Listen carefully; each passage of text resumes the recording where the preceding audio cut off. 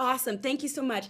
So I'm Salisha Thomas with the Broadway Podcast Network. I'm a host of Black Hair in the Big Leagues, and I am so excited. You look so beautiful. Thank Um, you. I wanted to start by saying, okay, so the show Hamilton today has made like musical theater mainstream for a lot of people who aren't in theater. And back when I was in the seventh grade, that show for me was Rent. It was the first show that I'd ever been exposed to, the first cast album that I purchased and listened to more times than I can count. And before I realized who you were, I was listening to your voice for so long. And so it's such an honor to meet you and to get to talk to you today. The first thing I'd like to ask you is being a part of such an iconic cast as Rent, being a part of the In the Heights movie, being in like a whole person of color version of Streetcar Named Desire, being a part of like these shows that are so inclusive. Have you ever felt like have you ever felt like a token? Have you always felt like it's always been inclusive? Or do you have any other perspective of that? Um, yes, to the first question, I have felt like a token. Sometimes I didn't even realize that that's what it was. Um, I grew up um, like normalizing spaces that didn't look like me. I grew up in many spaces where people didn't look like me, even in my own home. Uh, my mom passed when I was young, so and my dad was an Eastern European Jewish descent American. So um and it feels really good to be part of the movement that changes, like that where the needle gets moved a little bit. As they say, the arc is long and wide, but it definitely leads towards something closer to equity. It's not really something that we can really, some of us can see, although I think that we can feel it. It's, until, yeah, yeah.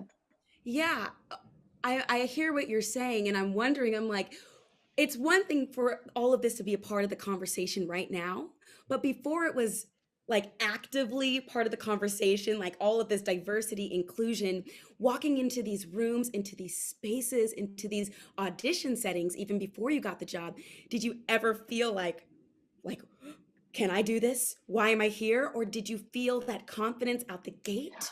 I'll tell you what happened when Rent exploded and was such an unexpected juggernaut.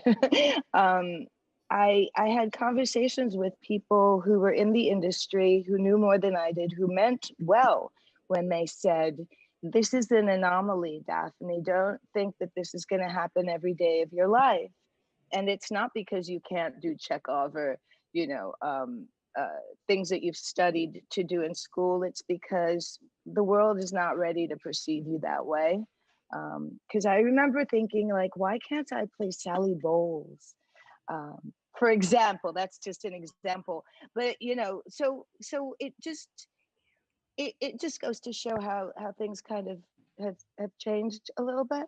But need to change. Really, what needed to happen was for us to start telling our own stories, right? Because which is so different. It's not trying to do Three Sisters, which is fine. We can cut our teeth on these things, but to tell our own stories is so much more powerful. Oh, I love that. I love when you said, "Why can't I play Sally Bowles?"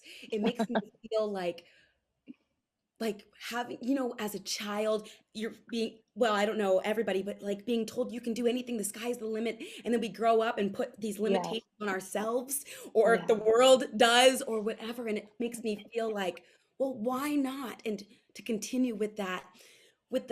Well, the thing is that, like, I can't play Sally Bowles, but Sally Bowles could play me. And so that's changing a little bit there. Do you know what I'm saying? I know Yes. you do.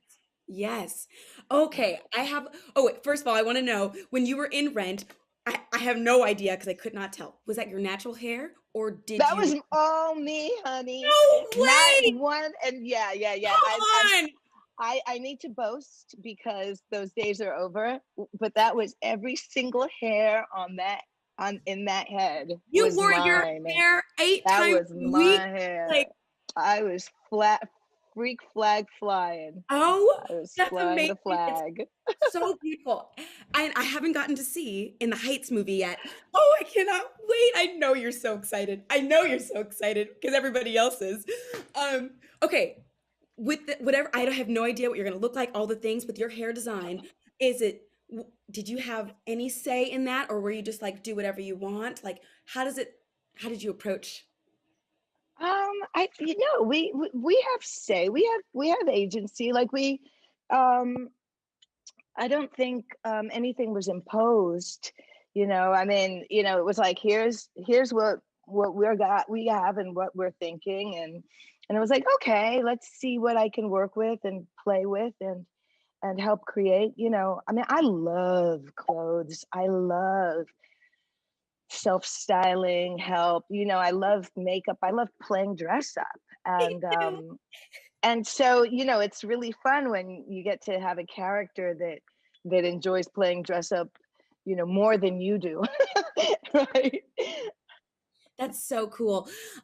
Okay, now this question is, it can be a little leading because you're iconic Thank you. and because you're welcome.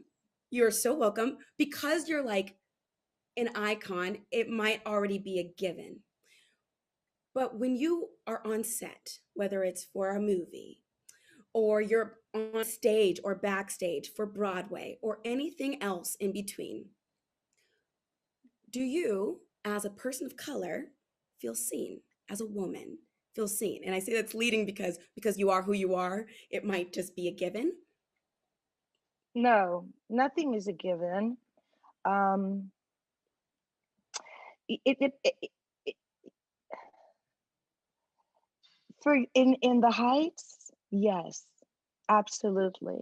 I've worked with Kiara Hoodies also a few times for many years, and in certain rooms, definitely feel seen. Um, I worked on a show called Empanada Loca, which was a solo show, um, written and directed by Aaron Mark at the time for Labyrinth, and I felt seen. Um, and then we can move into other spaces and like go into our makeup and hair trailers and be like, I don't feel seen, I know. right?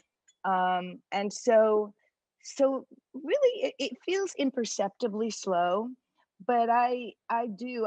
I'm a romantic. I feel like it's morphing as we speak, but yes, and you never know how much you've missed not being seen until you are. Sometimes it's like I didn't know that I um, was lacking this. I'm not crazy. Yeah. A lot of this work that we're doing to just shift the cultural gaze ever so slightly um, is incredibly powerful for for those of us who are like, oh, I didn't even know I was missing this. Right. You know. Daphne, I think that's all the time that we have already. And I just wanted to say thank you for your time. You're so beautiful. I don't know if you styled yourself today, but it looks Thank you, Salisha. gorgeous. And thank you for your time. Yes, peace and blessings. See you next time and Thank enjoy the film.